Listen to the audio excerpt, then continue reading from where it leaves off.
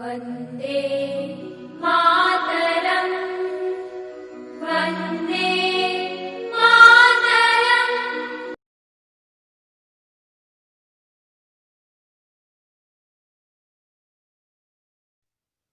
Hello friends, मैं अभी मौर्य आप लोगों का स्वागत करता हूं अपने इस YouTube फैमिली में। आज हम लोग अपने एनसीईआरटी की क्लास में अगले चैप्टर की ओर है। हमारे आज एनसीईआरटी की क्लास ये यार पार्ट 6 है, लेसन 4 है। पार्ट 6 है एंड लेसन यार 4 है। पिछले कुछ दिनों से यार क्लास हम लोग नहीं अटेंड कर रहे हैं। क्यों? क्योंकि यार थोड़ा सा ठंड ज्यादा है, तो इस वजह से मैं क्लास लेता नहीं हूं। ठीक है, थोड़ा सा ठंड ज्यादा है यार, तो इस वजह से क्लास हम लोग अटेंड नहीं कर रहे हैं। बाकी जैसे जैसे आगे बढ़ते जाएंगे यार, वैसे वैसे सारी चीजें हम लोग करेंगे। तो ये हमारी 4th क्लास है एनसीईआरटी की। इसको हम पूरा 12 तक कवर करेंगे। इसको हम पूरा कवर करेंगे, ठीक है। इसको हम पूरा कवर करेंगे, छोड़ेंगे नहीं इसको आधे में। तो ये है हमारा लेसन 4 पार्ट 7, ठीक है। ये हमारा चौथा चैप्टर है। मैं इसके बारे में पहले पढ़ा चुका हूं। इसके बारे में बेसिक जो भी नॉलेज होती है यार, वो सारी चीजें हम ले चुके हैं। यहां पे हम केवल कुछ पॉइंटों को और डिटेल में पढ़ेंगे। कुछ पॉइंटों को और डिटेल में अध्ययन करने का प्रयास उनका करेंगे। तो ये है हमारा लेसन 4। क्या है? वायु। चैप्टर का नाम है हमारे वायु, ठीक है। तो हम यहाँ पे कुछ और डिटेल में इसका अध्ययन करने का प्रयास करेंगे। तो इसमें मैं पहले कुछ बेसिक जानकारी देना चाहता हूं। इसमें पहले मैं कुछ यार बेसिक जानकारी ये देना चाहता हूं कि जो हमारी वायु है, आप लोग इसके बारे में बखूबी यार जानते हो। बखूबी इसके बारे में आप लोग जानते हो। हम लोग इसमें देखते हैं 2-3 पॉइंट बेसिक देखते हैं। उसके बाद हम लोग देखते हैं यार, आगे देखते हैं, खैर छोड़ते हैं उसको, हम देखते हैं हमारी पृथ्वी। हमारी जो पृथ्वी है वो चारों तरफ से वायु की क्या बोलते हैं, वायु की घनी चादर से क्या है यार, घिरी हुई है। हमारी जो पृथ्वी है वो वायु की चादर से चारों तरफ से क्या है, घिरी हुई है। जैसे फॉर एग्जाम्पल ये हमारी पृथ्वी है, ये हमारी क्या है, ये हमारी पृथ्वी है। इसके चारों तरफ यार हमारा वायु है, इसके चारों तरफ वायु है। तो ये यही पतली परत से क्या है, वायु की पतली परत से ढकी हुई है, जिसके कारण से हम लोग पृथ्वी पे रह पा रहे हैं। अन्यथा अन्यथा क्या होता, सूर्य से जो रेज आ रही है, सूर्य से जो अल्ट्रावायलेट रेज यार हमारे पृथ्वी पे आ रही हैं, उससे हम लोग क्या हो जाते, जल जाते। हमारी जो स्किन होती है वो जल जाती। और जो ठंड का मौसम होता है यार, मतलब ठंड के मौसम में तो यार बहुत कुछ हो जाता।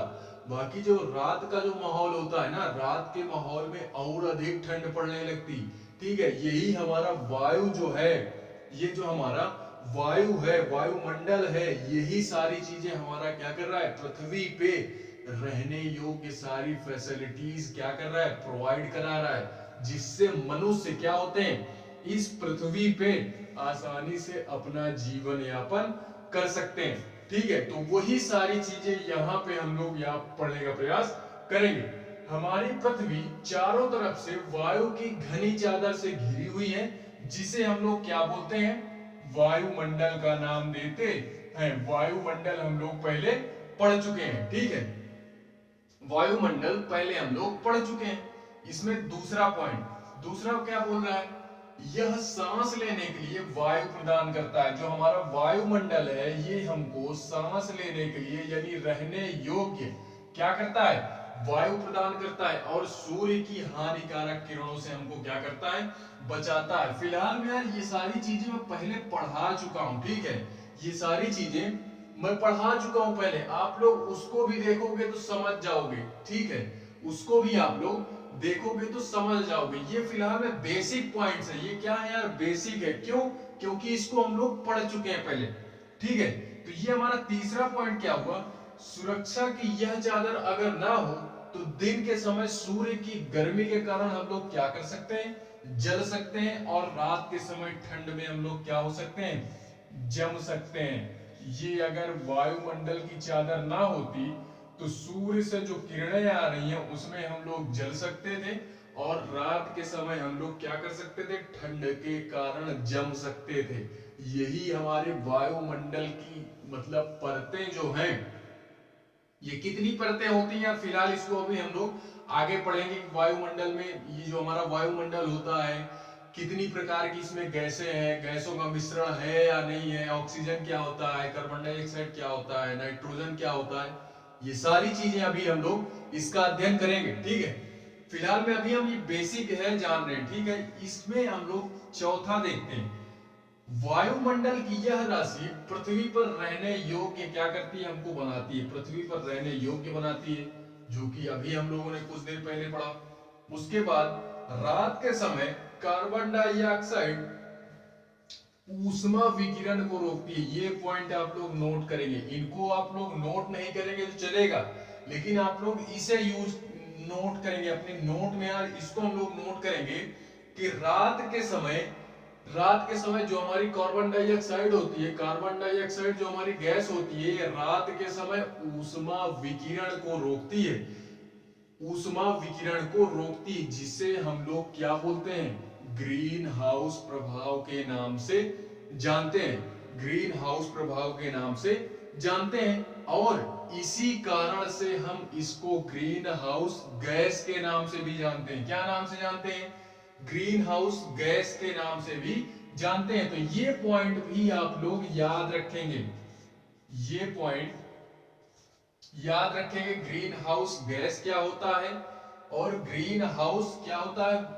ग्रीन हाउस प्रभाव क्या होता है एंड ग्रीन हाउस गैस क्या होती है, किसको बोलते हैं, ये भी याद रखेंगे। तो यहां से यार क्वेश्चन बनाया जा सकता है कि ग्रीन हाउस गैस होती क्या है, ग्रीन हाउस गैस क्या होती है। आप लोग यार पूछ लोगो किसी से भी ना, तो वो लोग नहीं बता सकते। कार्बन डाइऑक्साइड तो बता देंगे, ये मामूली सी बात है, लेकिन ग्रीन हाउस गैस अगर पूछ लेंगे, आप लोग पूछ लोगो यार किसी से भी, तो मुझे नहीं लग रहा कि वो बता सकता है। ठीक है, उसके बाद यदि इसका मान बढ़ जाता है ना, यदि इसका अगर मान बढ़ा दिया जाए तो क्या होता है यार, ग्लोबल वार्मिंग हमारी क्या होने लगती है, ग्लोबल वार्मिंग के फॉर्म में ये हो जाती है। ग्लोबल वार्मिंग को हम लोग वैश्विक तापन के नाम से भी जानते हैं। किसके नाम से जानते हैं, वैश्विक तापन के नाम से भी जानते हैं। ग्लोबल वार्मिंग क्या होती है, मैं यार यहाँ पे यही अपेक्षा करके चल रहा हूं कि आप लोग ग्लोबल वार्मिंग जानते हो। क्यों, क्योंकि यार ये बहुत छोटी सी बात है, ये बहुत छोटी सी बात है। ग्लोबल वार्मिंग क्या होती है ये आप लोग जानते होंगे। तो ग्लोबल वार्मिंग मैं यहाँ पे नहीं बता रहा हूं, यदि इसका किसका, ग्रीन हाउस गैस का मान अगर बढ़ जाता है ना, ग्रीन हाउस गैस का मान अगर बढ़ जाता है तो उसको हम लोग ग्लोबल वार्मिंग के नाम से जानते हैं, यानी ग्लोबल वार्मिंग कहलाती है। और यही ग्लोबल वार्मिंग क्या होती है, यही ग्लोबल वार्मिंग, जब ग्लोबल वार्मिंग मतलब यही ग्लोबल वार्मिंग जब ज्यादा मतलब वही ठंडे क्षेत्रों में क्या होता है, जब ग्लोबल वार्मिंग की प्रक्रिया होती है तो ठंडे क्षेत्रों में, ठंडे क्षेत्रों में क्या होता है, बर्फ पिघलने लगती है, ठंडे क्षेत्रों में बर्फ पिघलने लगती है, जिससे बड़ी मात्रा में जलवायु में परिवर्तन होता है, जिससे बड़ी मात्रा में जलवायु यानी क्लाइमेट में हमारे क्या होता है यार, चेंजमेंट आता है। ठीक है, तो ये सारी बेसिक पॉइंट्स थे, ये हमारे बेसिक पॉइंट्स थे। तो आप लोग यार इनको याद रखोगे, आप लोग इनको याद रखोगे। क्वेश्चन यहां से बनाया नहीं जा सकता तो क्या हुआ, केवल आप लोग ये याद रखोगे, ग्रीन हाउस वाला और ग्लोबल वार्मिंग। ठीक है, ये दो पॉइंट हमारे थोड़ा सा इंपॉर्टेंट है। उसके बाद तो यार सारी चीजें नॉर्मल ही है। तो इतने सारे पॉइंट, ये दो तीन पॉइंट आप लोग याद रखोगे, बाकी सारी चीजें आप लोग माइंड में बिठा करके रखो नॉलेज के लिए। ठीक है, माइंड में बिठा करके रखो। उसके बाद हम लोग देखते हैं हमारे वायुमंडल में कौन कौन सी गैस पाई जाती है, ये देखते हैं, और कितने परसेंटेज में पाई जाती है ये भी देखते हैं। हमारा क्या आता है, उसके बाद पहले आप एक नोट डालो। क्या डालोगे? एक नोट डालते हैं हम लोग। नोट में ये लिखते हैं कि जो हमारी वायुमंडल है, इसमें जितनी भी हमारी वायु है, ये वायु क्या है, जिससे हम सांस लेते हैं, जिस वायु का हम लोग जीवित रहने के लिए यानी सांस लेते हैं, जो हम सांस लेते हैं, ये वायु क्या होती है, ये अनेक गैसों का क्या है, मिश्रण है। इसमें कई प्रकार की गैसें मिश्रित होती हैं। इसमें केवल और केवल ऑक्सीजन ही नहीं होती, ऑक्सीजन के साथ साथ और कई अन्य गैसें भी इसमें क्या होती हैं, मिश्रित होती हैं। जैसे फॉर एग्जाम्पल क्या हो गया, ऑक्सीजन हो गया, ऑक्सीजन तो हो ही गया, नाइट्रोजन हो गया, नाइट्रोजन के साथ साथ हाइड्रोजन हो गया, हीलियम हो गया, ऑर्गन हो गया, ठीक है, ओजोन हो गया, इटेसेट्रा इटेसेट्रा। इसी तरीके की बहुत सारी गैसें क्या है, हमारे इस वायु में मिश्रित हैं। ठीक है, ये हमारा वायुमंडल जो है, ये गैसों का एक प्रकार से आप ये कह सकते हो कि मिक्सचर है। ये वायुमंडल की एक आप लोग डेफिनेशन दूसरी दे सकते हो कि ये जो हमारा वायुमंडल है, कोई बोलता है यार कि वायुमंडल हमारा है क्या, तो आप लोग ये तो बोल ही सकते हो कि वायुमंडल हमारा वो होता है कि जो पृथ्वी के चारों तरफ हमारी जो वायु पाई जाती है, या पृथ्वी के चारों तरफ वायु की घनी घिरी हुई चादर को हम लोग क्या बोलते हैं, वायुमंडल बोलते हैं। लेकिन इसको छोड़ करके आप एक ये भी डिफिनेशन दे सकते हो कि जो हमारा वायुमंडल होता है वो क्या होता है, वो अनेक प्रकार के गैसों का क्या है, मिश्रण है। इसमें अनेक प्रकार की गैसें क्या होती हैं, पाई जाती हैं। ठीक है, एग्जाम्पल में मैंने अभी बोल ही दिया। ठीक है, तो इसको अभी हम लोग देखते हैं ये कितने परसेंट में पाई जाती है। तो इसी को मैंने बोला यार एक नोट लिखो जिसमें से हमारी क्या होती है यार, मेन देखते हैं जो सर्वाधिक होती है, सर्वाधिक यानी सबसे ज्यादा होती है। ठीक है, उसको हम लोग यहाँ देखने का प्रयास करते हैं। पहले तो हमारी नाइट्रोजन हो गई, क्या हो गई, नाइट्रोजन। दूसरा ऑक्सीजन, उसके बाद कार्बन डाइऑक्साइड एंड ऑर्गन, उसके बाद यार हमारी सभी सारी गैसें आ जाती हैं। ठीक है, तो नाइट्रोजन जो हमारी होती है वो हमारे वायुमंडल में सर्वाधिक पाई जाने वाली गैस होती है। सबसे अधिक हमारे वायुमंडल में पाई जाने वाली जो गैस होती है वो होती है हमारी नाइट्रोजन। क्या होती है, नाइट्रोजन। वो हमारी क्या होती है, 78% होती है।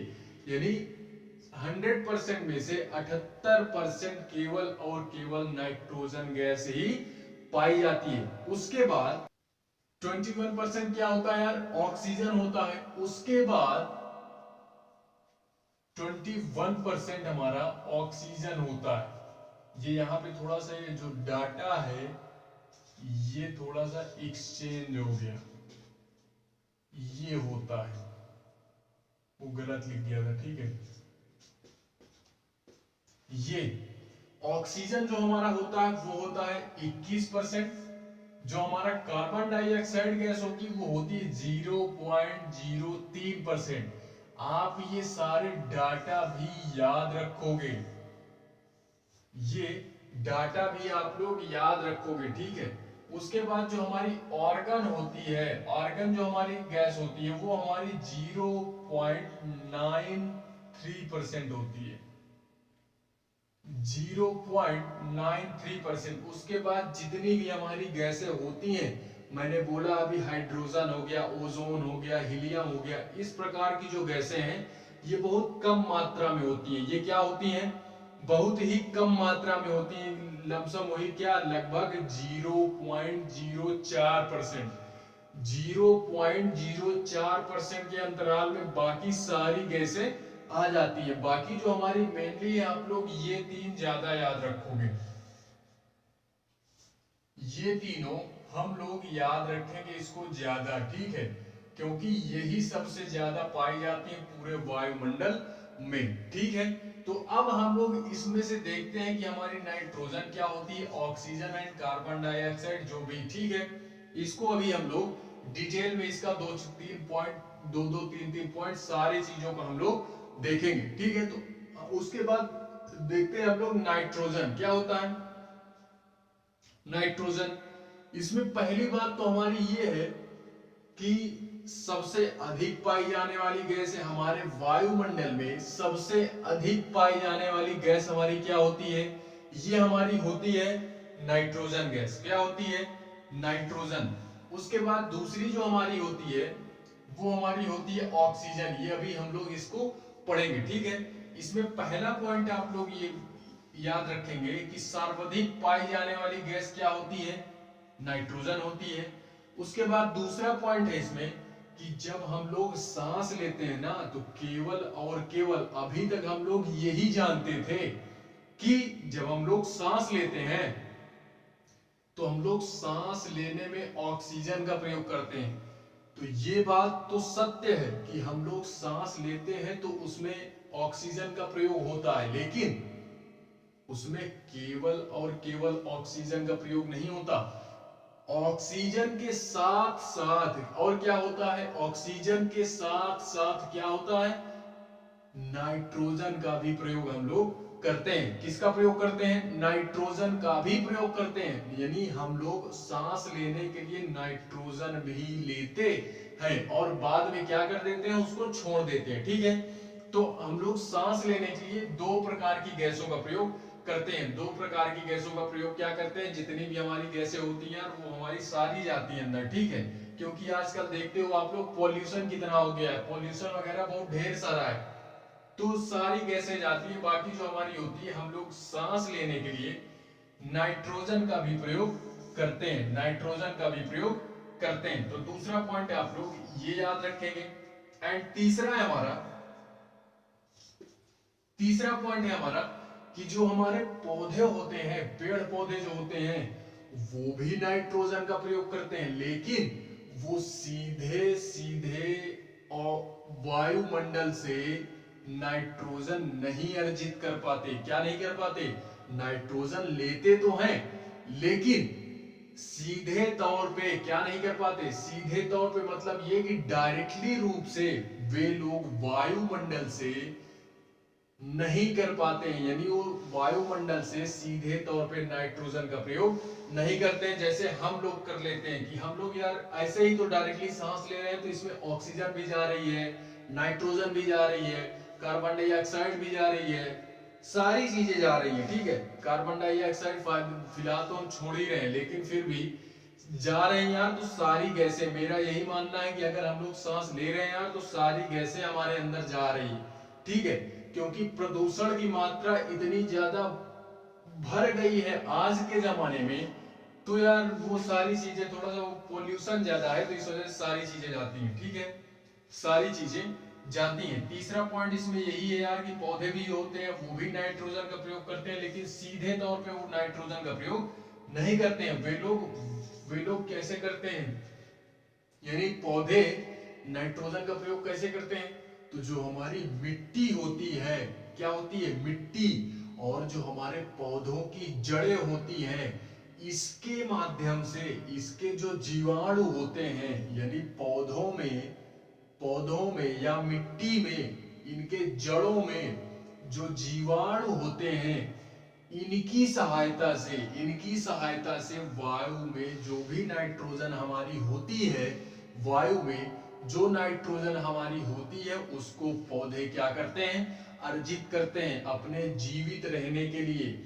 वे लोग केवल और केवल कार्बन डाइऑक्साइड पर निर्भर नहीं होते हैं, वे लोग कार्बन डाइऑक्साइड के साथ साथ नाइट्रोजन भी लेते हैं अपना जीवन यापन करने के लिए, ठीक है। तो ये पॉइंट भी आप लोग याद रखोगे। ये सारी चीजें नई लग रही होंगी आपको, जानते हो, आप लोग केवल और केवल अभी तक केवल यही जानते रहे होंगे कि पेड़ पौधे कार्बन डाइऑक्साइड लेते हैं, ऑक्सीजन छोड़ते हैं।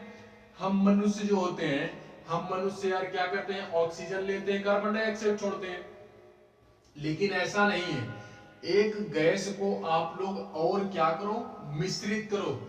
जो हमारी एनसीईआरटी ने दे करके रखा है, जो डाटा एनसीईआरटी ने दे करके रखा है, वो सारी चीजें हम यहाँ पे पढ़ रहे हैं। इस बुक में जितनी सारी चीजें दी हुई हैं, इसमें ना हम कुछ अपने से ऐड कर रहे हैं और ना इसमें से हम कुछ हटा रहे हैं। जो एनसीईआरटी ने दे करके रखा है वही सारी चीजें हम यहाँ पे पढ़ रहे हैं, ठीक है। ना अलग से कुछ जोड़ेंगे और ना इसमें कुछ हटाएंगे, ठीक है। केवल और केवल हमको क्या करना है, एनसीईआरटी के बेस पे ही सारी नॉलेज को अपनी गेन करना है, ठीक है। अपने नॉलेज को ब्रॉड बनाना है, ब्रॉड स्तर पर अपनी बौद्धिक क्षमता का क्या करना है, विकास करना है, ठीक है। बौद्धिक क्षमता का विकास करना है। पांचवा है इसमें, पांचवा हमारा क्या है कि जो हमारी मृदा है, मृदा तथा कुछ पौधे जड़ों में रहने वाले जीवाणु, जो अभी हम लोगों ने जिससे क्या करते हैं यार, पौधे जिससे नाइट्रोजन का प्रयोग करते हैं। उसके बाद छठा है हमारा, इसको हम लोगों ने पहले ही जान लिया कि सांस लेने के लिए हमारा जो वायु का प्रयोग होता है वो अनेक गैसों का मिश्रण है। वो मिश्रण हमारे कौन कौन से, carbon dioxide, organ, helium, ozone and hydrogen, etcetera, ठीक है। तो इतने सारे पॉइंट्स आप लोग इसमें याद रखेंगे। पहला ये नोट याद रखेंगे, नोट के साथ साथ आप लोग ये नाइट्रोजन हम लोगों ने देख लिया कि नाइट्रोजन की क्या विशेषता होती है। नाइट्रोजन गैस की जो हमारी ये 78% होती है, सर्वाधिक मैंने बोला तो ये 78% होती है हमारे वायुमंडल में। सबसे अधिक पाई जाने वाली जो गैस होती है वो हमारी नाइट्रोजन होती है, और ये 100% में से 78% होती है, 78% होती है, ठीक है। तो ये 4-5 पॉइंट आप लोग नाइट्रोजन के बेस पे, नाइट्रोजन के बेस पे 4-5 पॉइंट आप लोग क्या, हम लोग याद रखेंगे, ठीक है। अब यार हम लोग देखते हैं ऑक्सीजन हमारी क्या होती है। नाइट्रोजन हम लोगों ने देख लिया, उसके बाद हम लोग देखते हैं ऑक्सीजन क्या होती है। तो इसके मामले में भी हम 2-3 पॉइंट याद रखेंगे। क्या करेंगे, 2-3 पॉइंट ऑक्सीजन के मामले में भी हम लोग याद रखेंगे कि ऑक्सीजन हमारी जो होती है वो दूसरे स्तर पर सबसे अधिक पाई जाने वाली गैस होती है। यानी दूसरे नंबर पे सबसे अधिक पाई जाने वाली गैस हमारी क्या होती है, वो हमारी होती है ऑक्सीजन, ठीक है। पहले नंबर पे क्या थी हमारी, नाइट्रोजन। दूसरे नंबर पे क्या है हमारी, ऑक्सीजन। क्या है, ऑक्सीजन, जो हमारी कितने परसेंट में है, ये परसेंट भी आप लोग याद रखोगे, ठीक है। ये परसेंट भी हम लोग याद रखेंगे। ये 21%, कितना, 21%, 78% नाइट्रोजन, 21% हमारी क्या होती है, ऑक्सीजन, ठीक है। ऑक्सीजन हमारी होती है। तो इसमें क्या है, दूसरे नंबर पर सर्वाधिक पाई जाने वाली गैस होती है, पहला पॉइंट।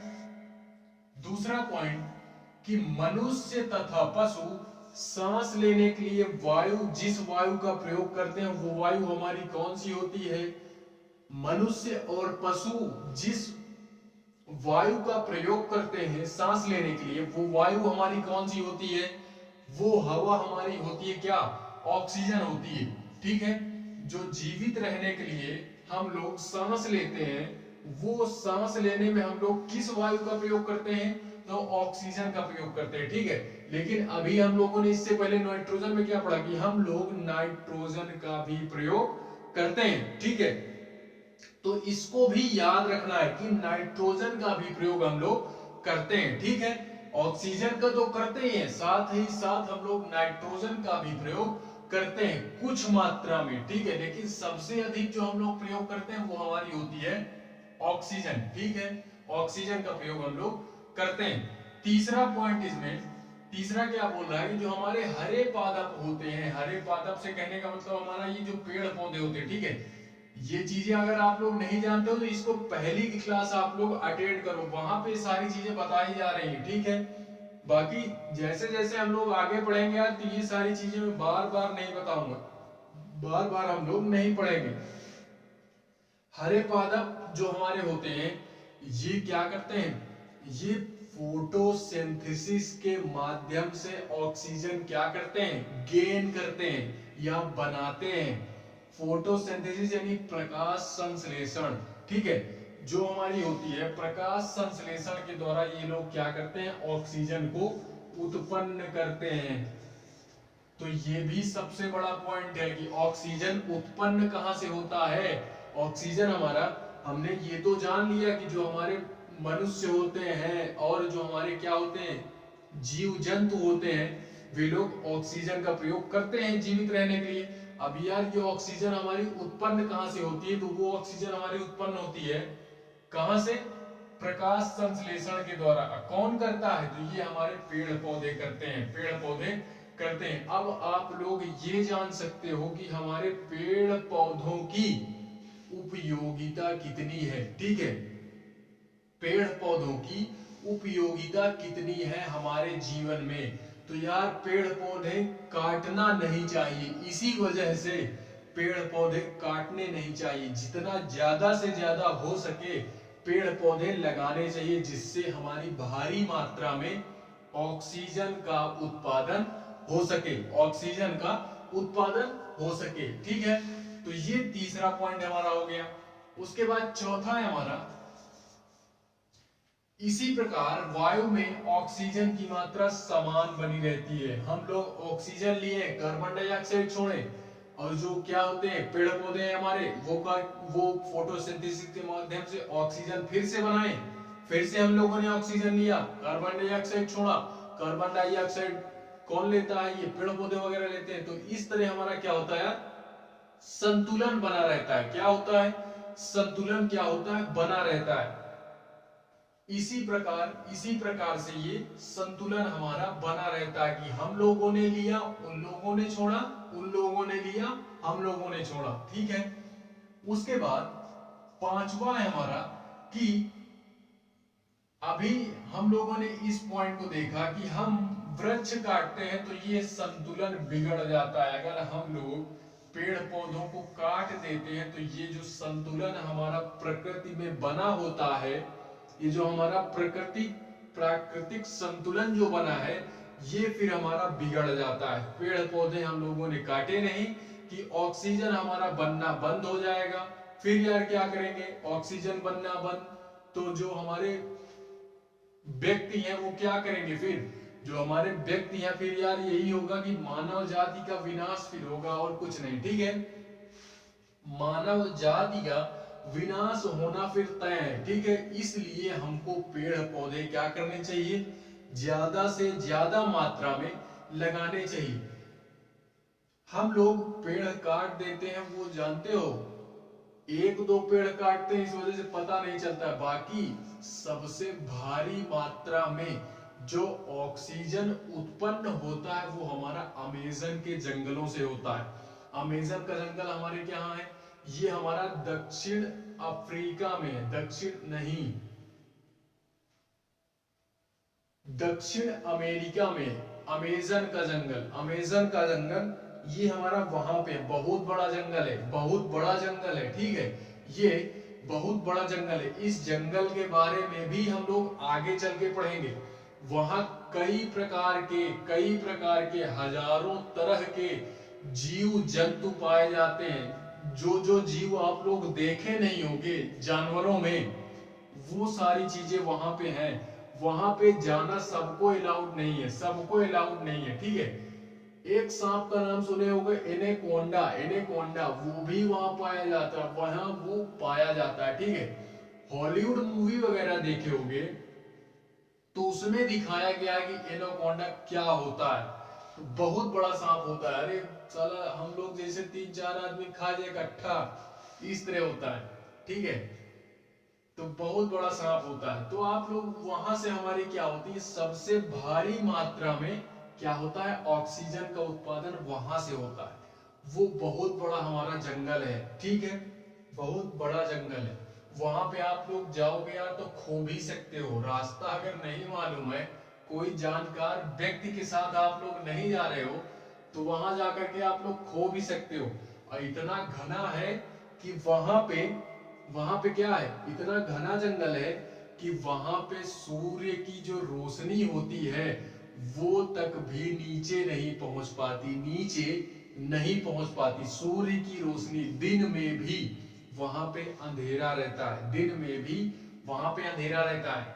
ठीक है, तो आप लोग समझ सकते हो कितना भयानक जंगल होगा, कितना भयानक जंगल होगा। तो फिलहाल में ये हम लोग 4-5 पॉइंट ऑक्सीजन में याद रखेंगे।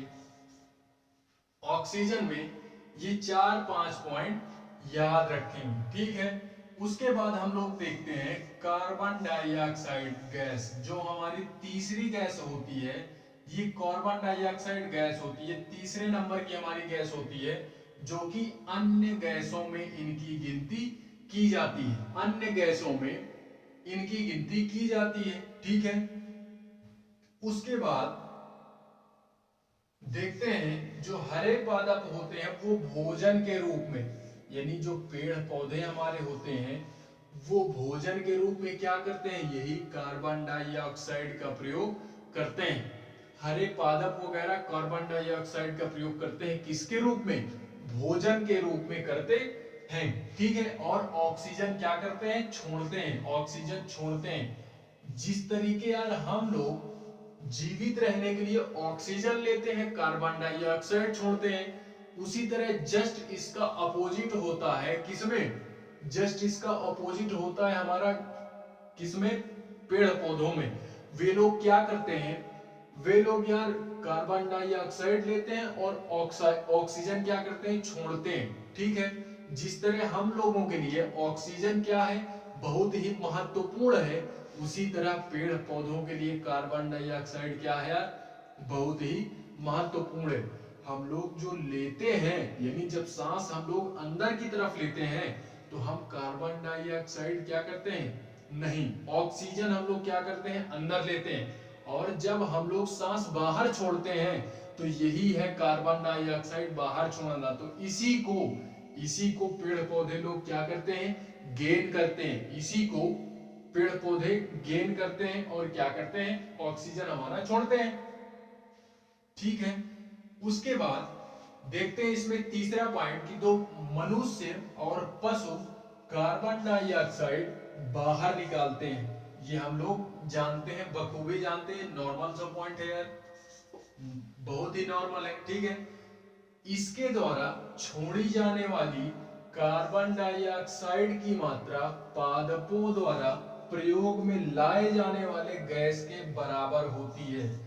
क्या बोल रहा है, ये पॉइंट देखना समझने वाला है थोड़ा सा, कि जो हम लोग क्या करते हैं, जो हम लोग यानी मनुष्य और जीव जंतु जो कार्बन डाइऑक्साइड छोड़ते हैं, और जो क्या होती है पेड़ पौधों में जो कार्बन डाइऑक्साइड यानी उनको जितनी चाहिए, पेड़ पौधों को जितनी कार्बन डाइऑक्साइड चाहिए हम लोग उतना ही छोड़ते हैं, हम लोग उतनी मात्रा में छोड़ देते हैं, यानी हम और जीव जंतु उतनी मात्रा में छोड़ देते हैं। तो जिससे ये क्या होता है, संतुलन बना रहता है। पेड़ पौधों को जितनी आवश्यकता है उनको कार्बन डाइऑक्साइड मिल जाता है, और जितना हम लोगों को छोड़ना है यार हम लोग उतना छोड़ देते हैं, ठीक है। तो जिससे ये हमारा क्या होता है, संतुलन बना रहता है, कि संतुलित रहता है, जो भी हमारा नेचुरली नेचर जो हमारा होता है संतुलित बना रहता है।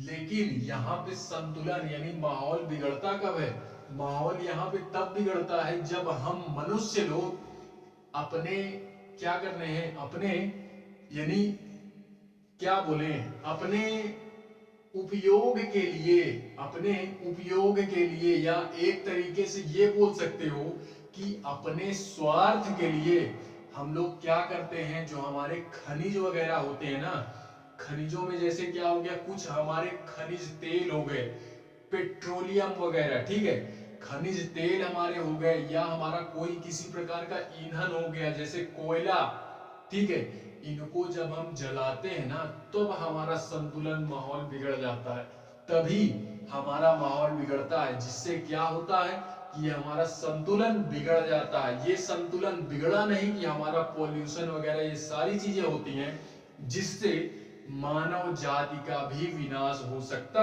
है। ये एक दो दिनों में नहीं होता, एक दो दिनों की प्रोसेस से ये नहीं होता है, लेकिन अगर इसी तरह चलता रहा, इस समय यार सबसे ज्यादा जो पॉल्यूशन है हमारा दिल्ली में, करंट से अपडेट रहो, करंट से एकदम मैं कह रहा हूं, करंट से तो एकदम अपडेट रहो, डेली न्यूज़पेपर वगैरह देखते रहो, ठीक है, तो करंट से अपडेट रहना है। सबसे ज्यादा जो हमारा पॉल्यूशन होता है यार वो कहां से होता है, सबसे ज्यादा दिल्ली में इस समय आप लोग जाओगे सुबह सुबह में, मैं यार यहाँ प्रयागराज की बात करता हूँ कि सुबह सुबह टहलने जाता हूँ ना, तो मैं बोल रहा हूँ कि साला मतलब कुछ अजीब सा महसूस होता है, अजीब सा महसूस होता है। एकदम धुंध टाइप में रहता है, धुंध टाइप में रहता है वो। आप लोग कोहरा मत समझिएगा, वो कोहरा अलग होता है, लेकिन वो महसूस हो जाता है यार, वो महसूस हो जाता है कि पॉल्यूशन क्या होता है, फॉग क्या होता है, ठीक है, क्या होता है। तो वो सारी चीजें आप लोग सुबह सुबह जाओगे तो यहाँ पे देखने को मिलता है, यहाँ पे देखने को मिलता है कि पॉल्यूशन हमारा है क्या, कुछ अजीब टाइप की महक, कुछ अजीब टाइप की महक। तो यही है पॉल्यूशन हमारा, यही है पॉल्यूशन हमारा। दिल्ली में जाओगे ये सबसे अधिक पाया जाता है, सबसे अधिक है।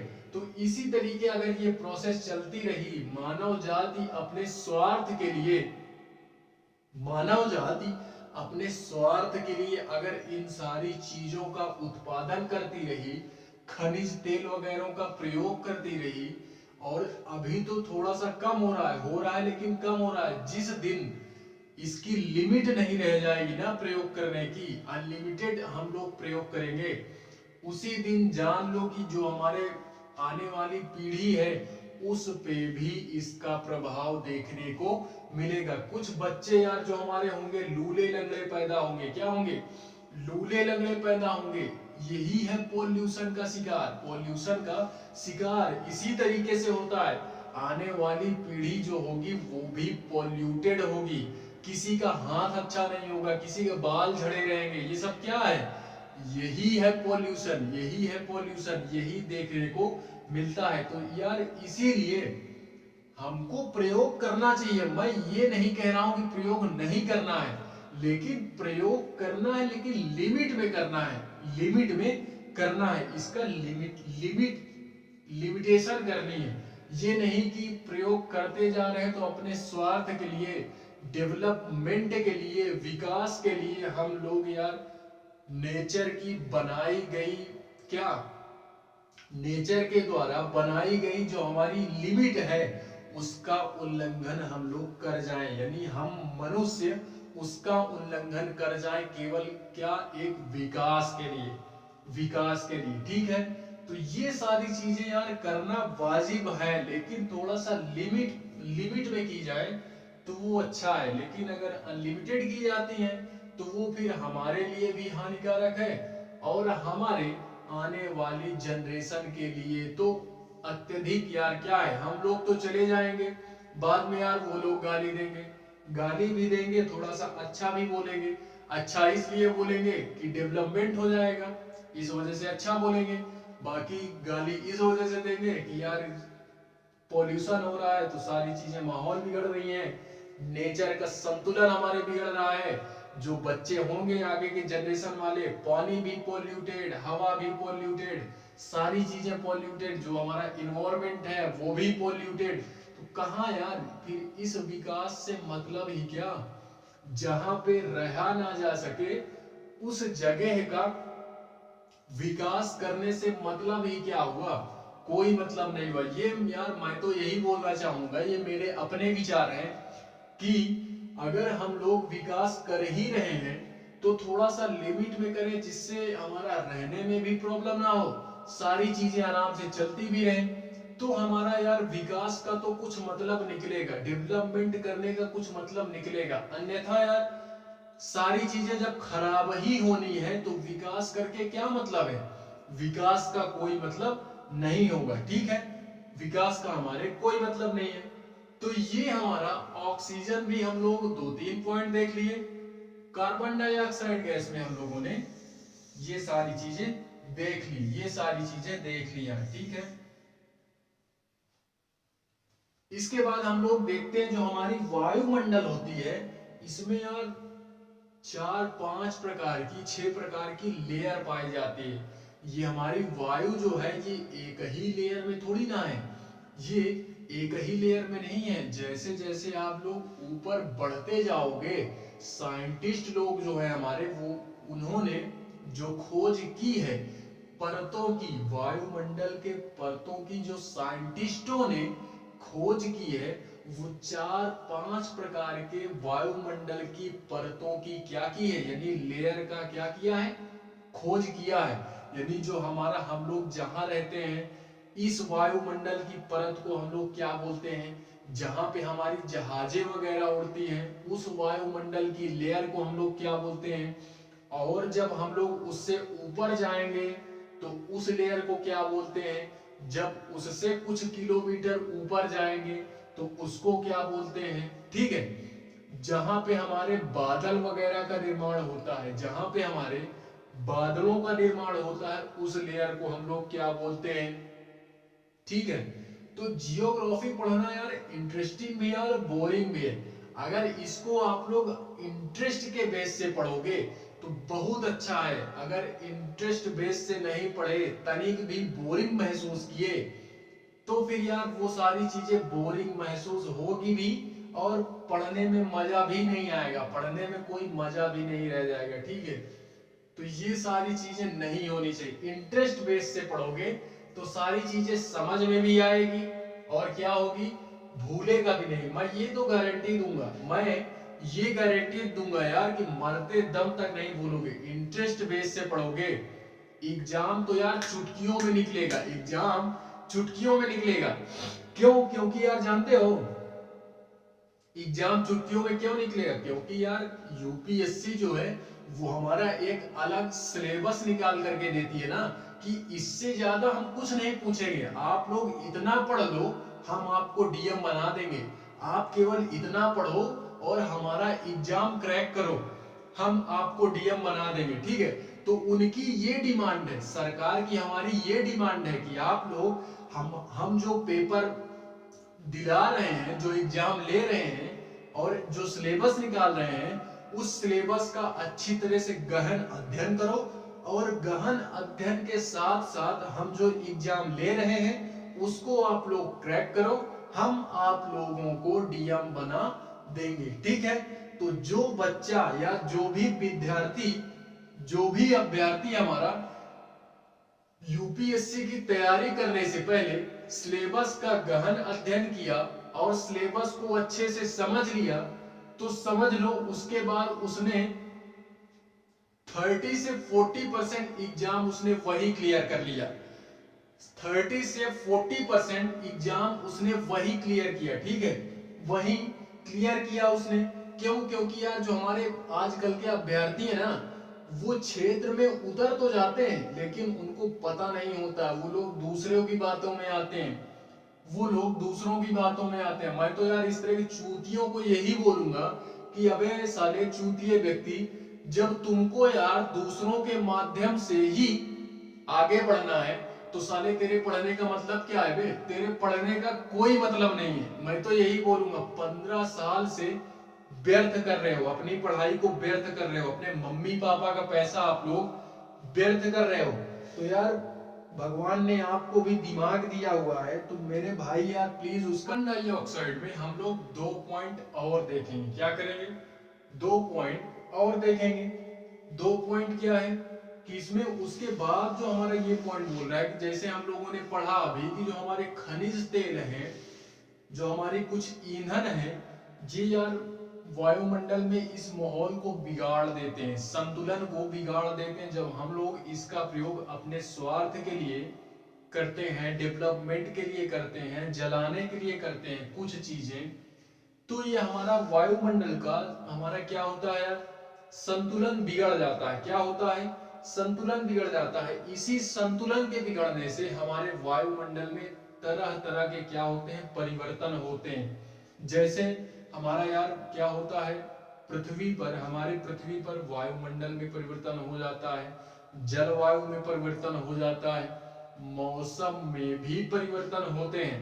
इसी माहौल के खराब होने से मौसम में भी परिवर्तन होता है, जलवायु में भी परिवर्तन होता है। ठीक है, तो ये पॉइंट आप लोग एक ये याद रखेंगे। और उसके बाद अगर मैं बात करूं कि एक पॉइंट आप लोग नोट करके लिखो, कार्बन डाइऑक्साइड में एक नोट बना करके आप लोग ये लिखो कि जो हमारी कार्बन डाइऑक्साइड है, इसका अगर हम लोग कैलकुलेशन करें प्रत्येक वर्ष का, हर साल का कैलकुलेशन करें तो ये जानते हो प्रति वर्ष करोड़ों टन की बात हो रही है। करोड़ों टन, ये वर्ड पकड़ना है, करोड़ों टन कार्बन डाइऑक्साइड हम लोग क्या करते हैं, उत्पन्न करते हैं। तो ये कितनी भयानक बात है, कितनी भयानक बात है। मुझे तो सोचे के डर लग रहा है बाबा, सोच के डर लग रहा है। केवल करोड़ों टन हर साल, करोड़ों टन। इसको भी आप लोग नोट करोगे कि वायुमंडल में ये जो हम माहौल बिगाड़ रहे हैं, इसी के कारण करोड़ों टन कार्बन डाइऑक्साइड की उत्पत्ति होती है। तो ये भी आप लोग याद रखोगे। ये हमारा साइंटिस्टों ने क्या किया, कैलकुलेट किया। ठीक है, कैलकुलेट किया। तो ये भी एनसीईआरटी में दिया गया पॉइंट था, तो इस वजह से मैंने इसको यहाँ पे बताना वाजिब समझा। ठीक है, उसके बाद एक हमारा आता है छोटा सा नोट, आप लोग ये बना करके लिखो कि वायु चक्र क्या होता है। इससे पहले हम लोगों ने जब पढ़ा था चैप्टर, तो उसमें हम लोगों ने देखा था जल चक्र क्या होता है। फिलहाल इसके बाद जो हमारा 5वां चैप्टर आता है वो जल के बारे में ही आता है। मैंने क्या बोला था कि शुरुआत में पहले ही दिन वाली क्लास में मैंने ये बोला था कि अभी हम लोग कुछ कुछ पॉइंट देख रहे हैं, आगे चल के इन्हीं का पूरा क्या है, चैप्टर है। आगे चल के पूरा इनका चैप्टर है, तो उसी चैप्टर को हम लोग यहाँ डिटेल में पढ़ रहे हैं। बाकी जैसे जैसे हम लोग बढ़ते जाएंगे ना, और सारी चीजें हम लोग डिटेल में इनका अध्ययन करेंगे। आप लोग इस बेस से मत पढ़ो कि चैप्टर है हमारा, इस बेस से पढ़ो कि जो हमारी हवा है, आप लोग अपने से को रिलेट करके पढ़ो, को रिलेट करके पढ़ो कि ये जो हम सांस ले रहे हैं, जो हवा है, इसमें क्या क्या गुण है, क्या क्या गुणवत्ता है इसमें। ठीक है, तो इस बेस से पढ़ना है हमको। इसी में आता है हमारा वायु चक्र। क्या आता है, वायु चक्र की आखिर वायु चक्र होता क्या है। तो मान लो कि जो हमारी क्या है, गर्म हवाएं, मान लो कोई हमारा महासागर है, महासागर, उसमें से क्या है, वाटर साइकिल का आप लोग नाम सुने होंगे, वाटर साइकिल का आप लोग नाम सुने होंगे। तो वही है हमारा ये वायु चक्र, वही है कि जो हमारी गर्म हवाएं होती हैं, गर्म हवाएं ये क्या होती हैं, वाष्पित होकर के ऊपर जाती हैं, वाष्पित होकर के ऊपर जाती हैं। ऊपर गई, बादल का निर्माण किया। जैसे ही हमारा बादल बना, वहां हमारा जैसे बादल बना, तो वो हमारी जो वाष्प थी वो वहां पे ठंडी हुई, वो हमारी वायु वहां पे क्या हुई, ठंडी हुई। ठंडी होकर के फिर से वो जमीन पे आई, बारिश के माध्यम से वर्षा हुई, तो उसके माध्यम से फिर से नीचे आई, और फिर से वो वाष्पित हुई। फिर से वो कहीं यार इकट्ठा हुआ होगा वो पानी, तो फिर से वो क्या हुई, वाष्पित हुई, और वाष्पित होने के कारण फिर से ऊपर गई, फिर से ठंडा हुआ, फिर से नीचे आया। तो ये प्रोसेस लिटरली चलता रहता है। ठीक है, ये प्रोसेस हमारा चलता रहता है। तो इसी को हम लोग क्या बोलते हैं, वायु चक्र का नाम देते हैं। तो यहाँ पे मैंने इसको, आप लोग नोट मत करो, केवल ये डायग्राम बना लो। ये जो डायग्राम मैंने बनाया, इस डायग्राम को आप लोग बना लोगे तो समझने में आसानी होगी। ठीक है, एग्जाम में अगर वायु चक्र पूछता भी है ना, तो आप लोग ये डायग्राम बनाओगे तो मुझे जहां तक लग रहा है आप लोग एग्जामिनर को अट्रैक्ट करोगे, दूसरों की अपेक्षा, दूसरों की अपेक्षा यार एग्जामिनर को अट्रैक्ट करोगे। क्यों, क्योंकि यार एग्जामिनर जो है हमारा, वो ट्रिकली समझना चाहता है, उसके पास ढेर सारी कापियां होती है, तो वो इस तरह एक एक पॉइंट देखने ही लगेगा तो बहुत समय हो जाएगा। तो ट्रिकली यार वो देखना चाहता है, एक नजर देखा कि हाँ ये सारी चीजें हैं, बस माहौल गर्म कर दिया, नंबर दे दिया, बस काम खत्म। ठीक है, तो यही हमारा, उसको परेशान नहीं करना, एग्जामिनर को परेशान नहीं करना। ठीक है, तो यही हमारा जो हमारी गर्म वायु है, ये हमारी गर्म वायु हो गई, ये पृथ्वी से ऊपर गई वाष्पित तो होकर के, यहाँ पे बादल का निर्माण किया, बादल का निर्माण किया तो फिर ये ठंडी होकर के क्या हुई, फिर ये नीचे आई, ये प्रोसेस हुआ। फिर उसके बाद ये नीचे जैसे आई तो फिर ये गर्म हुई होंगी, फिर ये धीरे धीरे वाष्पित होंगी, तो फिर से ये क्या होंगी, ऊपर की तरफ जाएंगी, फिर से ऊपर गया, फिर से ठंडा हुआ, फिर से नीचे आया, फिर से गया, फिर ठंडा हुआ। तो ये प्रोसेस चलती रहेगी। तो इसी को हम लोग क्या बोलते हैं? इसी को हम लोग वायु चक्र के नाम से जानते हैं। तो ये भी आप लोग इसमें याद रखोगे, ये भी आप लोग इसमें याद रखोगे यार। इसके बाद यार हम लोग कल देखेंगे। बहुत समय हो गया, बहुत समय हो गया यार। तो मैं थोड़ा सा बोर हो रहा हूं, थोड़ा सा। तो मिलते हैं नेक्स्ट क्लास में, ठीक है? आज के लिए बस इतना ही। मिलते हैं नेक्स्ट वीडियो में, तब तक के लिए